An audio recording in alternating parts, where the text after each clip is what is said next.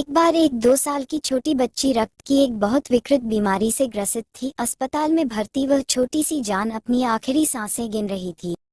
अस्पताल के लोग उसे बचाने के लिए बहुत प्रयास कर रहे थे, मगर उसकी कम नसीबी थी कि उसके ब्लड ग्रुप का रक्त कहीं भी मिल नहीं पा रहा था। इसलिए एक आखिरी उम्मीद के तहत उस छोटी बच्ची के बड़े भाई, जो कि 6 साल का था, उसके रक्त की जांच की गई और उसका ब्लड ग्रुप मैच हो गया। फैमिली और डॉक्टरों को एक बड़ी राहत हुई।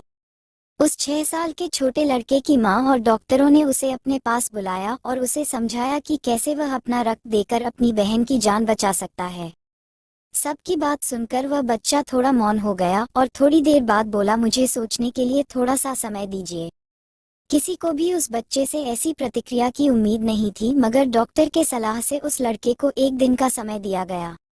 अगले दिन वह बच्चा डॉक्टर और माँ के पास आया और बोला कि मैं बहन को रक्त देने के लिए तैयार हूँ। सभी उस छोटे बच्चे के फैसले से खुश हुए। डॉक्टर और अस्पताल का पूरा स्टाफ जितनी हो सके उतनी तेजी से अपने काम में लग गया।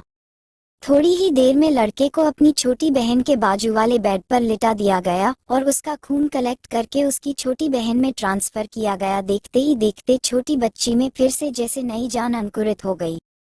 सब बहुत खुश लग रहे थे, सिवाय उस छोटे लड़के के। छोटे लड़के ने डॉक्टर और उसकी माँ को अपने पास बुलाया और उनसे धीरे से पूछा कि अब मेरे पास जीने के लिए कितना समय बचा है।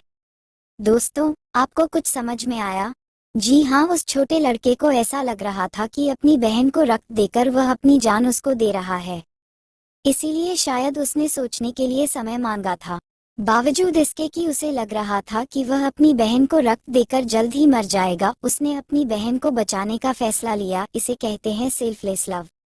दोस्तों, आपने अपने जीवन में कब किसी की मदद की थी? आखिरी बार आप कब वास्तव में निस्वार्थ थे? कब आपने वास्तव में अपने जीवन को जिया था और समस्या का सामना किया था? निस्वार्थ बनो, बहादुर बनो और प्यार करो।